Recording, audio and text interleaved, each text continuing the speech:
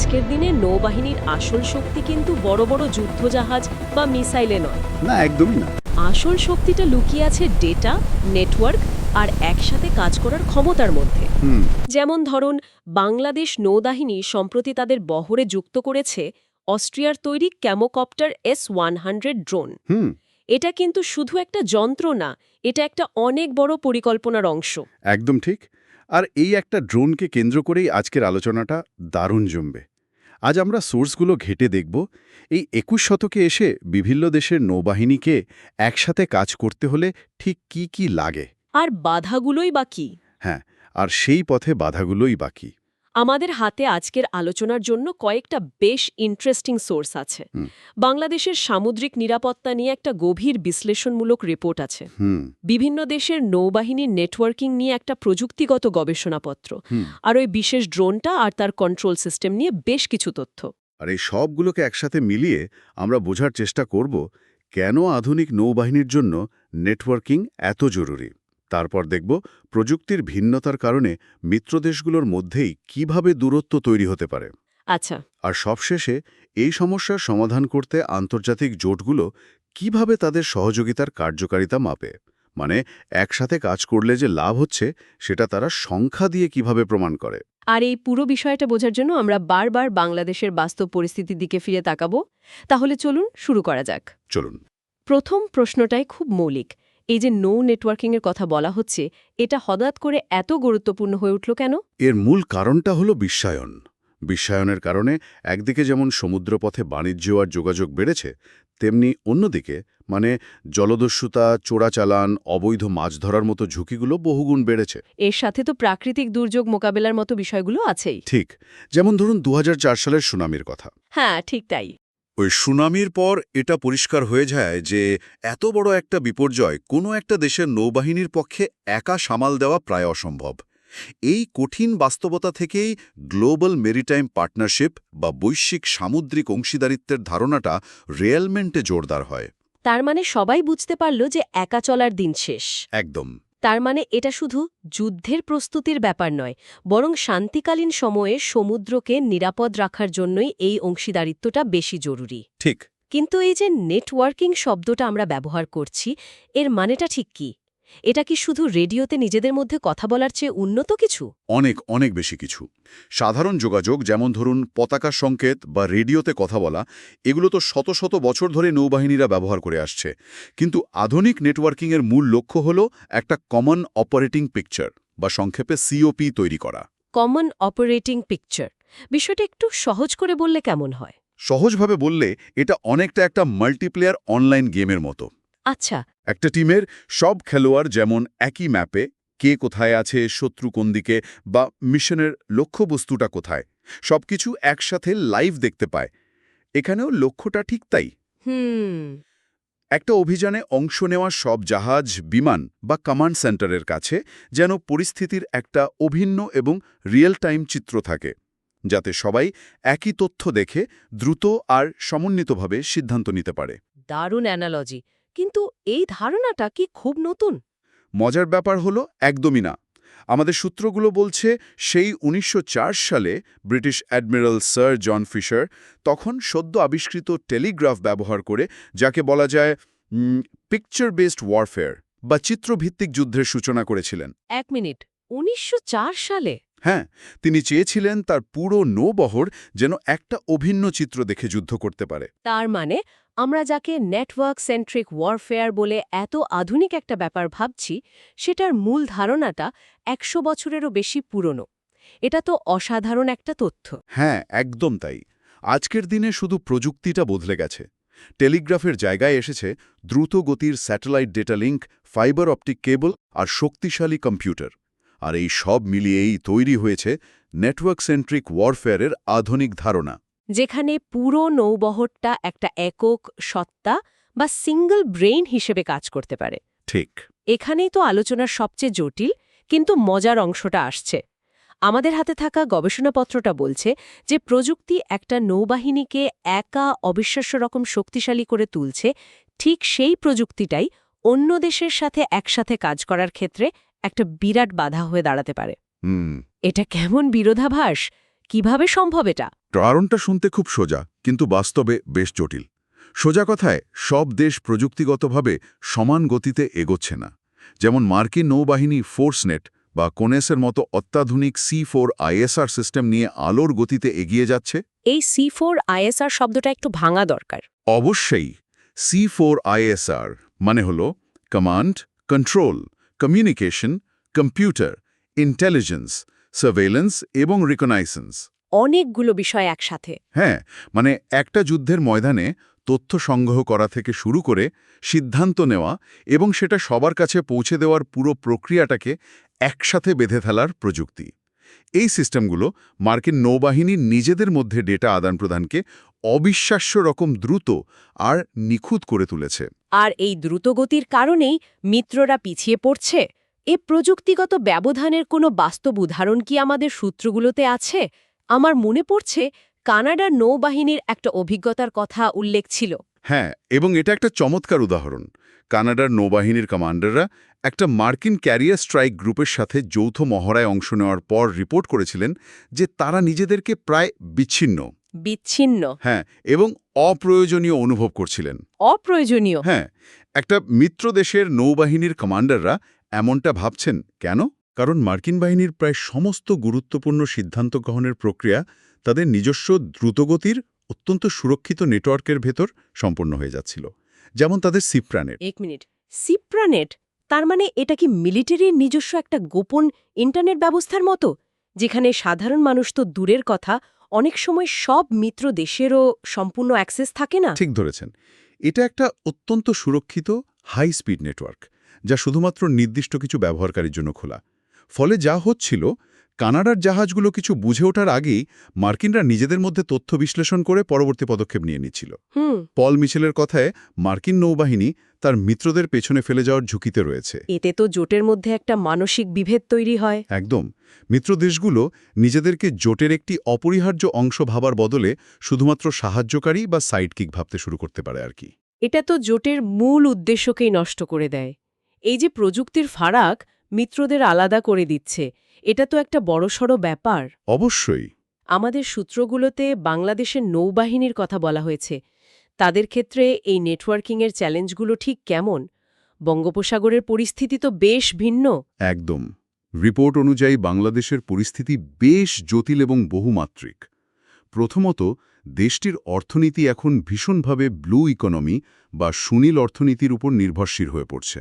এর মধ্যে তো মাছ ধরা, আন্তর্জাতিক শিপিং, জ্বালানি অনুসন্ধান সবই আছে। হ্যাঁ, এর সাথে সমুদ্রতলের খনিজ সম্পদও আছে। তার মানে সমুদ্রকে নিরাপদ রাখাটা বাংলাদেশের জন্য শুধু সামরিক নয়, অর্থনৈতিক দিক থেকেও খুব জরুরি। ঠিক তাই। আর এখানেই দ্বিতীয় পয়েন্টটা আসে। চ্যালেঞ্জগুলো অনেক। বঙ্গোপসাগর বিশ্বের অন্যতম ব্যস্ত শিপিং রুট। এর সাথে আছে হাজার হাজার ছোট মাছ ধরার নৌকা, যাদের ট্র্যাক রাখা কঠিন। হ্যাঁ, খুবই কঠিন। তার ওপর রয়েছে অবৈধ মাছ ধরা বা IUU ফিশিং, মাদক চোরাচালান আর মানব পাচারের মতো মারাত্মক সমস্যা। এতগুলো সমস্যা একসাথে, ব্যবস্থাপনার দিকটা কেমন? অনেকগুলো সংস্থা নিশ্চয়ই এর সাথে জড়িত। এখানেই মূল সমস্যাটা। এই ব্যবস্থাপনার সাথে নৌবাহিনী, কোস্টগার্ড, মৎস্য অধিদপ্তর, বন্দর কর্তৃপক্ষ সহ অনেকগুলো সংস্থা জড়িত। তার মানে অনেকগুলো সংস্থা একই সমুদ্র এলাকায় কাজ করছে। কিন্তু সূত্রগুলো কি বলছে? তাদের মধ্যে তথ্যের আদান-প্রদানটা কেমন? তারা কি সবাই একই প্ল্যাটফর্মে থেকে কথা বলে, ওই যে কমন অপারেটিং টিকচারের মতো? না, এখানেই ঘাটতিটা। তাদের মধ্যে সমন্বয়ের জন্য কোনো কেন্দ্রীয় কাঠামো বা জাতীয় সামুদ্রিক সংস্থার নেই। বেশিরভাগ সমন্বয় হয় অনানুষ্ঠানিকভাবে, যেমন ধরুন ব্যক্তিগতভাবে ফোনে বা মেসেজিংয়ের মাধ্যমে। আচ্ছা। এটাই হলো ক্লাসিক ম্যারিটাইম ডোমেইন অ্যাওয়ারনেস বা MDA সমস্যা।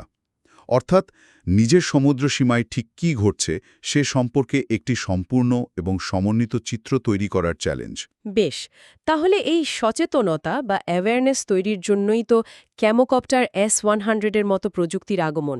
আলোচনার শুরুতে যে ড্রোনটির কথা আমরা বলছিলাম, ঠিক। এটা কিভাবে এই ছবিটা বদলাতে সাহায্য করতে পারে? ঠিক এখানেই আমাদের অন্য সোর্সগুলো প্রাসঙ্গিক হয়ে ওঠে। ক্যামোকপ্টার S-100 কোনো সাধারণ ড্রোন নয়। এর কিছু বিশেষ বৈশিষ্ট্য একে সামুদ্রিক নজরদারির জন্য অসাধারণ করে তুলেছে। প্রথমত, এটা VTOL ক্ষমতা সম্পন্ন। মানে ভার্টিক্যাল টেক অফ ও ল্যান্ডিং। একদম হেলিকপ্টারের মতো যে কোনো যুদ্ধজাহাজের ছোট ডেক থেকেও উঠতে ও নামতে পারে। একদম। এর রেঞ্জ প্রায় 200 কিলোমিটার এবং এটা একনাগাড়ে 6 ঘন্টার বেশি সময় উড়তে পারে। আর সেন্সরের কথা বললে এটা হাই ডেফিনেশন ইলেকট্রো অপটিক্যাল এবং ইনফ্রারেড ক্যামেরা থাকে, যা দিন ও রাত উভয় সময়েই কাজ করে। হ্যাঁ, বহু দূর থেকে জাহাজের স্পষ্ট ছবি তুলতে পারে। আর পুরো মিশনটা স্বয়ংক্রিয়ভাবে জিপিএস ওয়ে পয়েন্ট অনুযায়ী সম্পন্ন করতে পারে। এই পুরো সিস্টেমটা একটা গ্রাউন্ড কন্ট্রোল স্টেশন বা GCS থেকে নিয়ন্ত্রণ করা হয়, যা ওই কমন অপারেটিং পিকচার তৈরির দিকে একটা বড় পদক্ষেপ। কিন্তু রিপোর্টে তো পরিষ্কার বলা হয়েছে কোনো দেশ একাই সম্পূর্ণ ম্যারিটাইম ডোমেন অ্যাওয়ারনেস বা MDA অর্জন করতে পারে না। এর জন্য আন্তর্জাতিক সহযোগিতার বিকল্প নেই। বাংলাদেশের ক্ষেত্রে সেই সহযোগিতার চিত্রটা কেমন? বাংলাদেশ এই ক্ষেত্রে আন্তর্জাতিক স্তরেও বেশ সক্রিয়। ভারতের সাথে তাদের বেশ ভালো সহযোগিতা রয়েছে, বিশেষ করে কোস্টগার্ড পর্যায়ে, এবং অবৈধ মাছ ধরা মোকাবেলায় চুক্তিও আছে। আর আঞ্চলিক ফোরামগুলোতে? আঞ্চলিক পর্যায়ে বাংলাদেশ ভারতের information fusion centre for Indian ocean reason বা IFCIOR এবং বিমস্টেকের মতো গুরুত্বপূর্ণ ফোরামে অংশ নিচ্ছে। আর উন্নত দেশগুলোর কাছ থেকে প্রযুক্তিগত সহায়তাও তো আসছে, তাই না? অবশ্যই, যেমন মার্কিন যুক্তরাষ্ট্র তাদের সি ভিশন সিস্টেমের অ্যাক্সেস দিয়েছে, যা জাহাজের গতিবিধি ট্র্যাক করতে সাহায্য করে। জাপান সক্ষমতা বৃদ্ধিতে সহায়তা করছে এবং জাতিসংঘের office on drugs and crime skylight প্ল্যাটফর্মের মতো আধুনিক টুল ব্যবহারে সহায়তা করছে। এগুলো সবই ওই গ্লোবাল মেরিটাইম পার্টনারশিপের বাস্তব উদাহরণ। হ্যাঁ, কিন্তু মূল চ্যালেঞ্জটা আগের মতোই রয়ে গেছে। এতগুলো ভিন্ন ভিন্ন বন্ধুরাষ্ট্র এবং ভিন্ন ভিন্ন সিস্টেম থেকে পাওয়া ডেটাগুলোকে একত্রিত করে একটা কার্যকরী অভিন্ন চিত্র তৈরি করা। তাহলে সব মিলিয়ে আমরা যা বুঝতে পারছি তা হলো মিত্রদের মধ্যে এই প্রযুক্তিগত অসামঞ্জস্য বা ইন্টারঅপারেবিলিটি গ্যাপ একটা বিরাট সমস্যা। বিরাট। আর এই সমস্যা মোকাবেলার জন্য আমাদের হাতে থাকা নেটওয়ার্কিং গবেষণাপত্রটি একটা অসাধারণ মডেলের কথা বলছে। হ্যাঁ, গবেষণাপত্রটি দ্য টেকনিক্যাল কোঅপারেশন প্রোগ্রাম বা TTCP এর কথা উল্লেখ করেছে। এটি অস্ট্রেলিয়া, কানাডা, নিউজিল্যান্ড, যুক্তরাজ্য এবং মার্কিন যুক্তরাষ্ট্র, যাদেরকে একসাথে অস্ক্যানজুকুস বলা হয়, এই দেশগুলোর মধ্যে একটি দীর্ঘদিনের সহযোগিতা চুক্তি। এই জোটটা অন্য আর 10টা সামরিক জোটের চেয়ে আলাদা কিভাবে? এর বিশেষত্বটা কি? সবচেয়ে গুরুত্বপূর্ণ বিশেষত্ব হল এই সহযোগিতা হয় একদম তৃণমূল পর্যায়ে, অর্থাৎ দেশগুলোর প্রতিরক্ষা বিজ্ঞান ও প্রযুক্তি গবেষণাগার পর্যায়ে। মানে কোনো অস্ত্র বা সিস্টেম মাঠে নামানোর অনেক অনেক আগে? হ্যাঁ, দেশগুলোর বিজ্ঞানীরা একসাথে কাজ শুরু করেন। তাদের মূল লক্ষ্যই থাকে এমন সিস্টেম তৈরি করা যা শুরু থেকেই সকলের জন্য ব্যবহারযোগ্য বা ইন্টারঅপারেবল হবে। তার মানে তারা হার্ডওয়্যার নয়, বরং সিস্টেমের ব্রেন বা ভাষা নিয়ে আগে কাজ করে। একদম, তারা আগে থেকেই নিশ্চিত করে যে ডেটা ফরম্যাট, কমিউনিকেশন প্রোটোকল এবং সফটওয়্যার আর্কিটেকচার যেন একে অপরের সাথে সামঞ্জস্যপূর্ণ হয়। ফলে যখন সিস্টেমটা তৈরি হয়ে আসে তখন সেটা এমনিতেই জোটের সবার জন্য কাজ করে। আলাদা করে জোড়াতালি দেওয়ার প্রয়োজন হয় না। ঠিক। এটা তো গেল সহযোগিতার একটা চমৎকার কাঠামোগত দিক। কিন্তু আমার প্রশ্ন হলো, এই সহযোগিতা যে আসলেই কাজ করছে বা এর ফলে জোটের শক্তি কতটা বাড়ছে তা মাপা হয় কিভাবে? কথায় তো বলাই যায় যে সহযোগিতা ভালো, কিন্তু এর বাস্তব সংখ্যাভিত্তিক প্রমাণ কি? এটাই এই আলোচনার সবচেয়ে গুরুত্বপূর্ণ অংশ এবং এখানেই TTCP এর আসল উদ্ভাবন। তারা শুধু ভালো লাগে বা উপকারী বলে থেমে থাকেনি।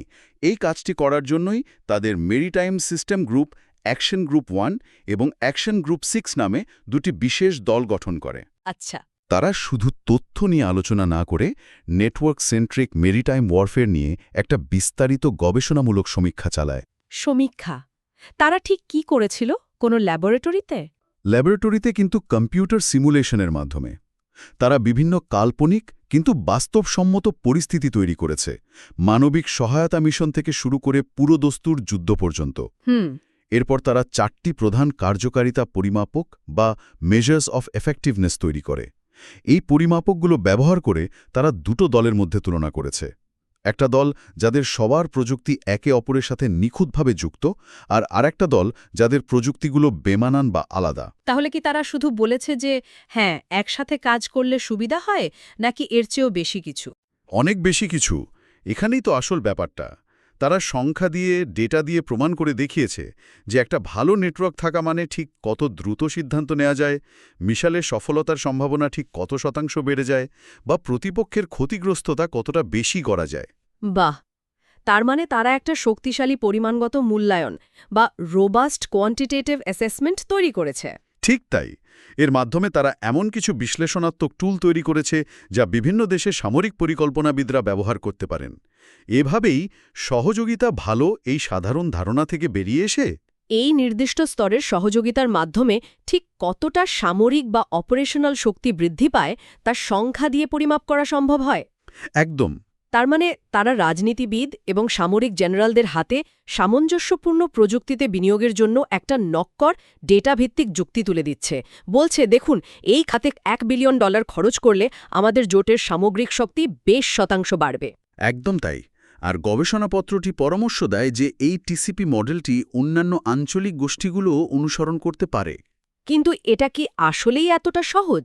AUC, KNZUK, এস দেশগুলোর মধ্যে যে ঐতিহাসিক এবং ভাষাগত মিল রয়েছে, সেই একই স্তরের আস্থা কি আসিয়ান দেশগুলোর মধ্যে তৈরি করা সম্ভব, যেখানে রাজনৈতিক এবং কৌশলগত ভিন্নতা অনেক বেশি?